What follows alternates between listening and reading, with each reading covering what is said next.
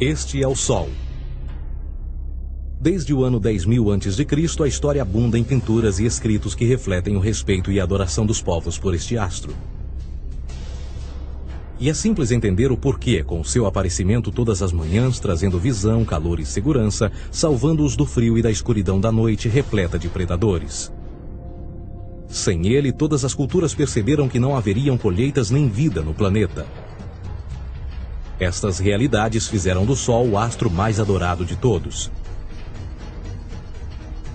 Todavia, muitos estavam atentos também às estrelas. As estrelas formavam padrões que lhes permitiam reconhecer e antecipar eventos que ocorrem de tempos em tempos, tais como eclipses e luas cheias. Eles catalogaram grupos celestiais daquilo que conhecemos hoje como constelações. Esta é a Cruz do Zodíaco, uma das mais antigas imagens na história da humanidade. Ela representa o trajeto do Sol através das 12 maiores constelações no decorrer de um ano. Ela também representa os 12 meses do ano, as 4 estações, solstícios e equinócios. O termo zodíaco está relacionado com o fato das constelações serem antropomorfismos ou personificações, como pessoas ou animais. Por outras palavras, as primeiras civilizações não só seguiam o Sol e as estrelas, como também as personificavam através de mitos que envolviam seus movimentos e relações. O Sol, com seu poder de dar vida e de salvar, também foram personificados como se representasse um criador ou um deus. Deus Sol, a luz do mundo, o salvador da humanidade. Igualmente, as 12 constelações representaram lugares de viagem para o Deus Sol e foram nomeados por elementos da natureza que aconteciam nesses períodos de tempo. Por exemplo, Aquários, o portador da água que traz as chuvas da primavera.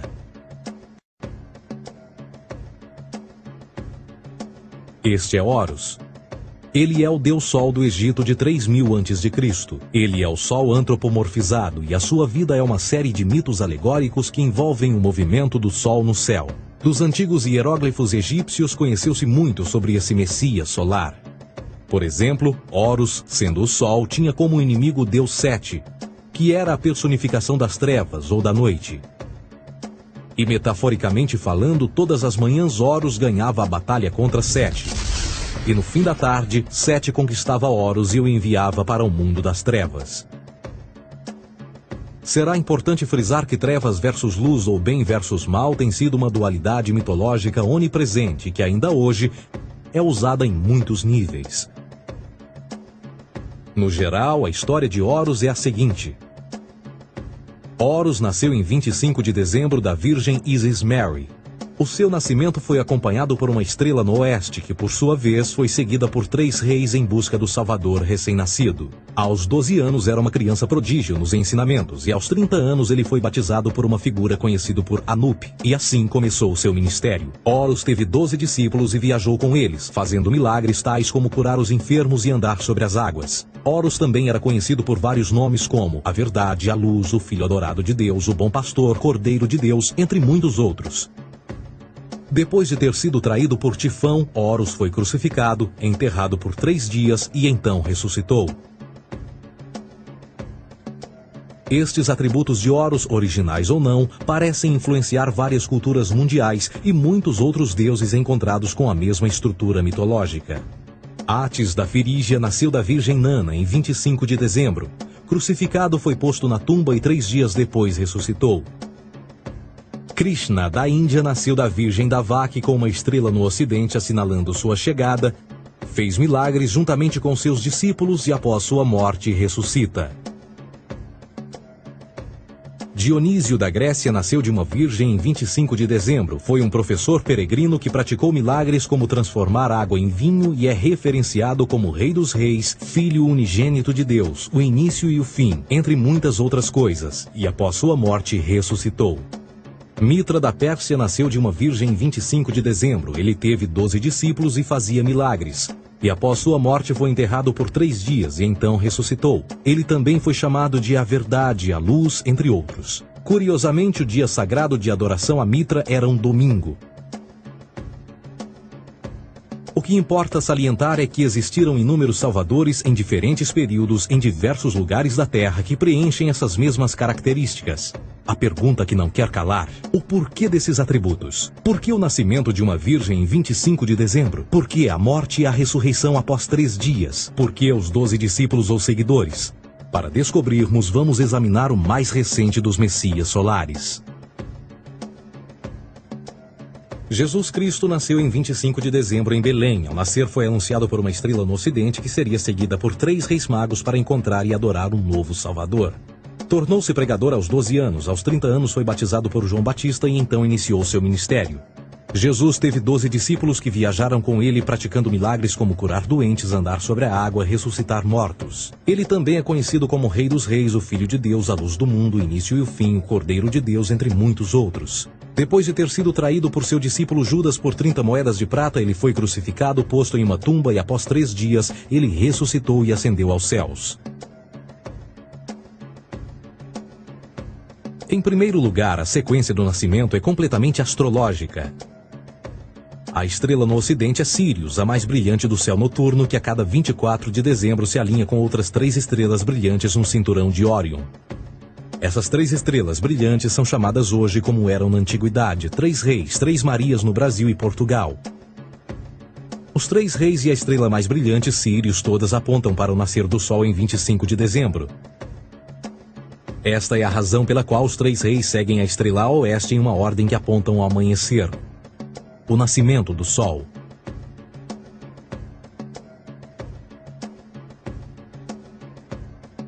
A Virgem Maria é a constelação de Virgo, também conhecida como Virgo, a Virgem.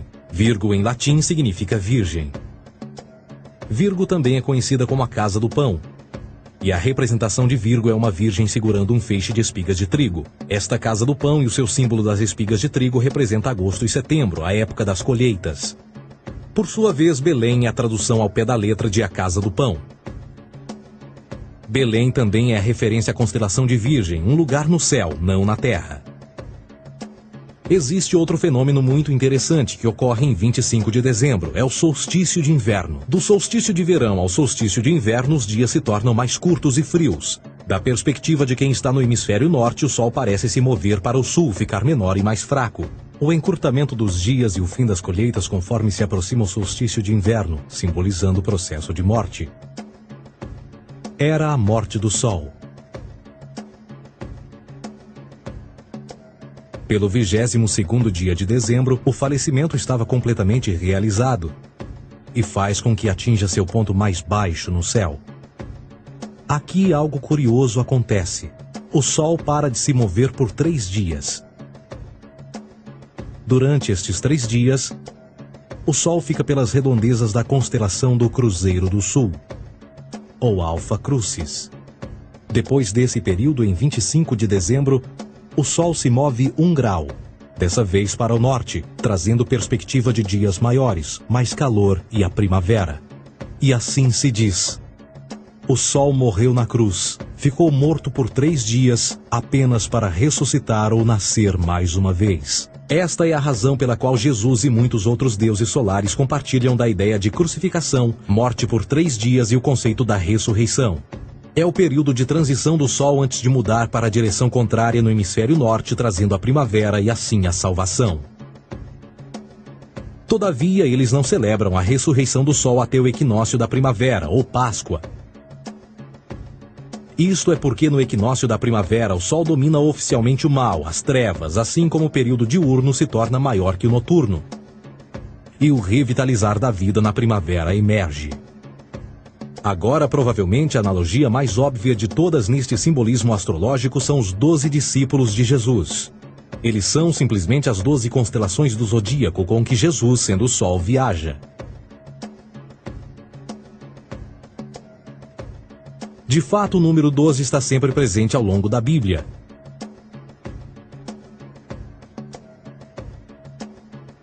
Voltando à cruz do zodíaco, o elemento figurativo da vida é o Sol. Isto não é uma mera representação artística ou ferramenta para seguir os movimentos do Sol. Era também um símbolo espiritual pagão. Uma logografia similar a isto. Isto não é um símbolo do cristianismo. É uma adaptação pagã da cruz do zodíaco.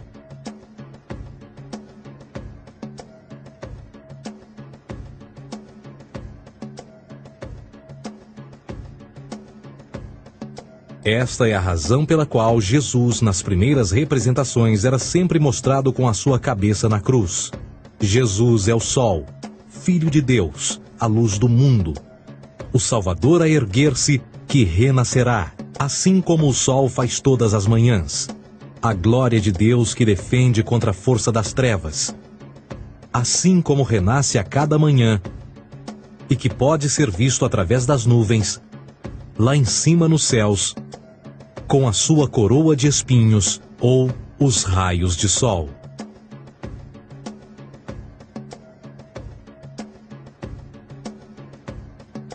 Agora, nas muitas referências astrológicas ou astronômicas na Bíblia, uma das mais importantes tem a ver com o conceito de eras. Através das Escrituras há inúmeras referências a essa era. Para compreender isto, precisamos primeiro estar familiarizados com o fenômeno da precessão dos equinócios. Os antigos egípcios, assim como outras culturas antes deles, reconheceram que aproximadamente de 2150 em 2150 anos, o nascer do Sol durante o equinócio de primavera ocorria num diferente signo do zodíaco. Isto tem a ver com a lenta oscilação angular que a Terra tem quando roda sobre o seu eixo. É chamado de precessão porque as constelações vão para trás, em vez de permanecerem no seu ciclo anual normal. O tempo que demora cada precessão através dos 12 signos é de 25.765 anos. Este ciclo completo é chamado também de Grande Ano, e algumas civilizações ancestrais sabiam disso. Referiam-se a cada ciclo 2150 anos como Era. De 4.300 a.C. a 2150 a.C. foi a Era de Touro. De 2150 a.C. a 1 d.C. foi a Era de Áries. E de 1 d.C. a 2150 d.C. é a Era de Peixes, a era que permanecemos nos dias de hoje. E por volta de 2150 entraremos na nova era, a Era de Aquários. Agora, a Bíblia refere-se por alto ao movimento simbólico durante 3 eras, quando se vislumbra já é uma quarta. No Velho Testamento, quando Moisés desce o Monte Sinai com os 10 mandamentos, ele está perturbado ao ver sua gente adorar um bezerro dourado. De fato, ele até partiu as pedras dos 10 mandamentos e disse a todos para se matarem uns aos outros para purgarem o mal. A maior parte dos estudiosos da Bíblia atribuem esta ira de Moisés ao fato de os israelitas estarem adorando a um falso ídolo, ou algo semelhante. A realidade é que o bezerro dourado é o Taurus, touro. E Moisés representa a nova era de Áries. Esta é a razão pela qual os judeus ainda hoje assopram com o chifre do carneiro. Moisés representa a nova era de Áries. E perante esta, todos têm de largar a velha. Outras divindades, tais como Mitra, marcam essa transição também. Um deus pré-cristão que mata o touro, na mesma linha simbólica. Agora Jesus é a figura portadora da era seguinte à de Áries, a Era de Peixes. O simbolismo de peixes é abundante no Novo Testamento, assim como Jesus alimenta 5.000 pessoas com pão e 2 peixes. No início do seu ministério, enquanto caminhava ao longo da Galileia, conhece 2 pescadores que o seguem. Agora reflita se voltar a ver um adesivo em formato de peixe escrito Jesus na traseira dos carros. Poucos sabem o que aquilo no fundo representa. É um simbolismo astrológico pagão para o reinado do Sol durante a Era de Peixes. Jesus assumiu também que a data do seu nascimento é também a data do início desta era.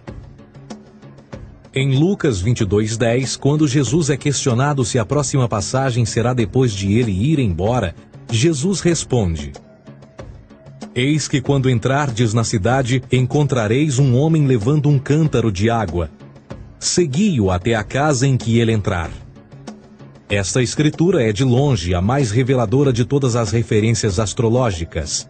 O homem que leva um cântaro de água é Aquários, o portador de água, que é sempre representado com um homem despejando uma porção de água. Ele representa a era depois de Peixes, e quando o Sol, Filho de Deus, sair da era de Peixes, Jesus, entrará na casa de Aquários, e Aquário é antes de Peixes na precessão dos equinócios. Tudo o que Jesus diz é que depois da era de Peixes chegará a era de Aquário.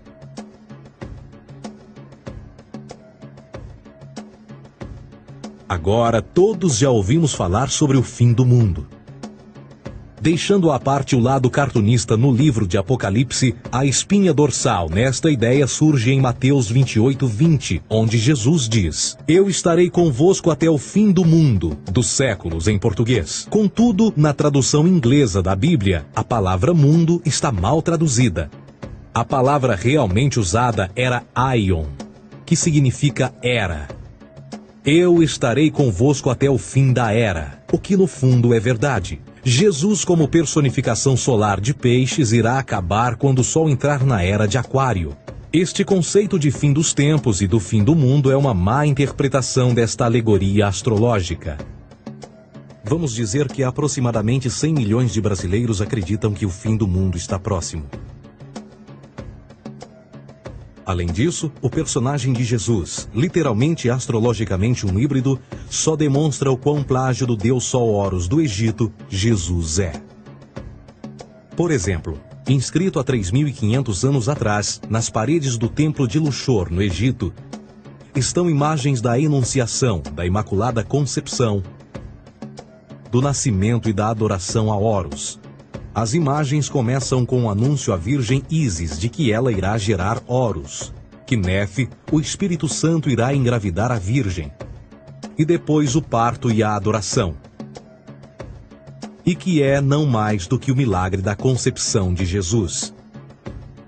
Na verdade, as semelhanças entre Horus e Jesus são flagrantes.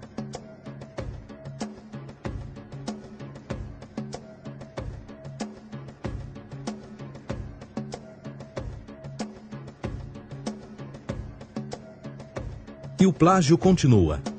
A história de Noé e da sua arca é tirada diretamente das tradições. O conceito de dilúvio é presente em todas as antigas civilizações, em mais de 200 diferentes citações em diferentes períodos e tempos. Contudo, não será preciso ir muito além da fonte pré-cristã para encontrar a epopeia de Gilgamesh, escrita em 2600 a.C. Esta história fala sobre grandes inundações ordenadas por Deus, uma arca com animais salvos e até mesmo o libertar e o retornar da pomba entram em concordância com a história bíblica, entre muitas outras semelhanças. E depois há a história plagiada de Moisés. Sobre o nascimento de Moisés, disse que ele foi colocado numa cesta de cana e lançado ao rio para evitar um infanticídio. Ele foi mais tarde salvo pela filha de um rei e criado por ela como um príncipe. Esta história do bebê numa cesta foi retirada do mito de Sargão de Acade por volta de 2250 a.C. Depois de nascer, Sargão foi posto numa cesta de rede para evitar um infanticídio e lançado ao rio. Foi depois salvo e criado por Aqui, uma esposa da realeza Acádia. Além disso, Moisés é conhecido como legislador, portador dos 10 mandamentos e da lei mosaica. Contudo, a ideia de a lei ser passada de um deus para um profeta numa montanha é também antiga. Moisés é somente um legislador numa longa linha de legisladores na história mitológica. Na Índia, Manou foi o grande legislador. Na ilha de Creta, Minos ascendeu ao monte Ida, onde Zeus lhe deu as leis sagradas. Enquanto que no Egito, Moisés tinha nas suas pedras tudo o que Deus lhe disse. E no que diz respeito a estes 10 mandamentos, foram retiradas a papel químico do feitiço 125 do Livro dos Mortos do Antigo Egito. O que é que o Livro dos Mortos dizia? Eu nunca roubei, tornou-se tu nunca roubarás. Eu nunca matei, tornou-se nunca matarás. Eu nunca menti, tornou-se nunca levantarás falsos testemunhos, e por aí adiante. A religião egípcia é, no fundo, a base fundamental para a teologia judaico-cristã. Batismo, vida após a morte, julgamento final, imaculada concepção, ressurreição, crucificação, a arca da aliança, circuncisão, salvadores, comunhão sagrada, dilúvio, Páscoa, Natal, a passagem e muitas outras coisas e atributos são ideias egípcias, nascidas muito antes do cristianismo ou judaísmo. Justin Martyr, um dos primeiros historiadores e defensores cristãos, escreveu: quando nós, cristãos, dizemos que Jesus Cristo, nosso Mestre, foi produzido sem união sexual, morreu e ressuscitou e ascendeu aos céus, nós não propomos nada de muito diferente do que aqueles que propõem e acreditam tal como nós, nos filhos de Júpiter. Numa escrita diferente, Justin Martyr diz: ele nasceu de uma virgem. Aceite isto em comum com o que você acredita dos Perseus. É óbvio que Justin e outros cristãos cedo souberam como o cristianismo era semelhante a outras religiões pagãs. Contudo, Justin tinha uma solução. Para além de tudo o que sabemos, o diabo era em quem mandava. O diabo teve a ambição de chegar primeiro que o Cristo e criou essas características para o mundo pagão. Fundamentalist Christianity, fascinating. These people actually believe the world is 12,000 years old. Swear to God. I actually asked one of these guys, okay, dinosaur fossils. He says, dinosaur fossils? God put those here to test our faith.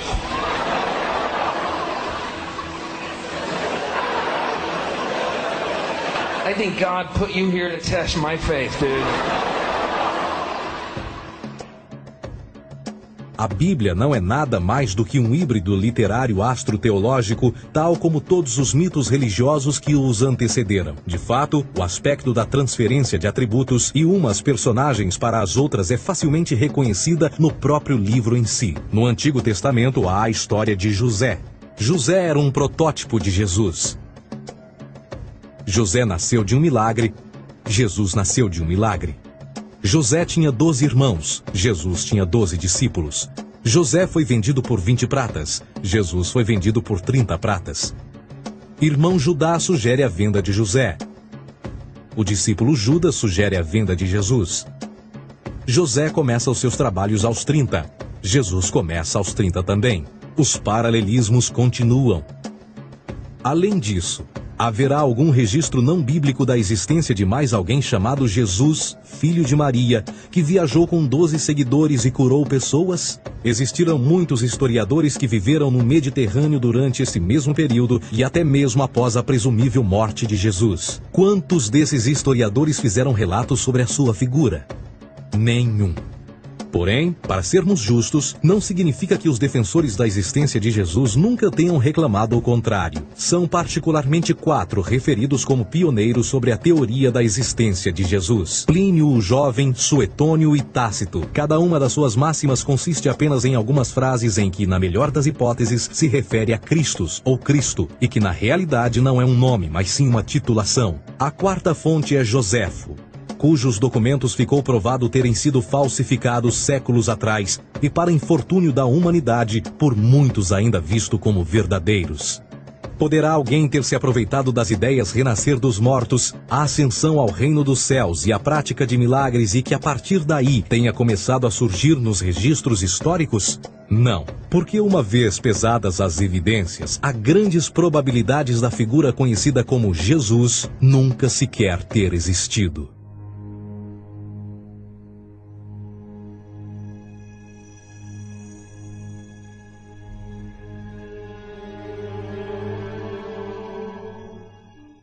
We don't want to be unkind, but we want to be factual.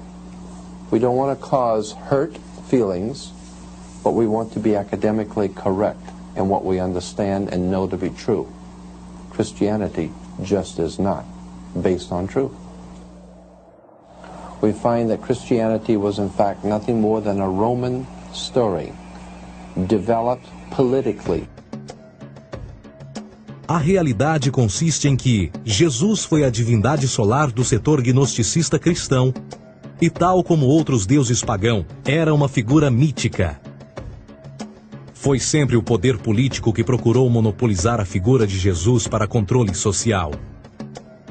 Por volta de 325 d.C., em Roma, o imperador Constantino reuniu o Concílio Ecumênico de Niceia e foi durante esta reunião que as doutrinas políticas com motivação cristã foram estabelecidas e assim começou uma longa história de derramamento de sangue e fraude espiritual. E nos 1600 anos que se seguiram, o Vaticano dominou politicamente e com mão de ferro toda a Europa, conduzindo-a a um período de obscurantismo, onde o conhecimento era apenas um privilégio da Igreja, as Cruzadas e a Santa Inquisição.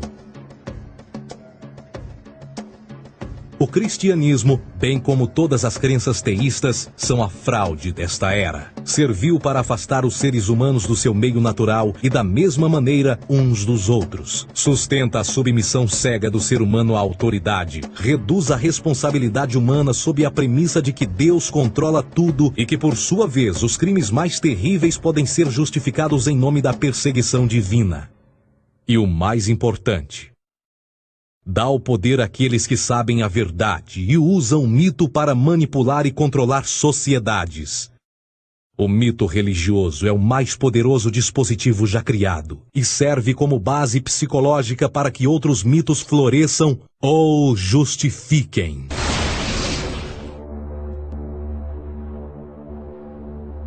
A myth is an idea that, while widely believed, is false. In a deeper sense, in the religious sense, a myth serves as an orienting and mobilizing story for a people. The focus is not on the story's relation to reality, but on its function. A story cannot function unless it is believed to be true in the community or the nation. It is not a matter of debate.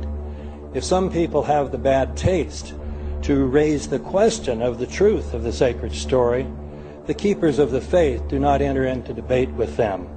They ignore them or denounce them as blasphemers.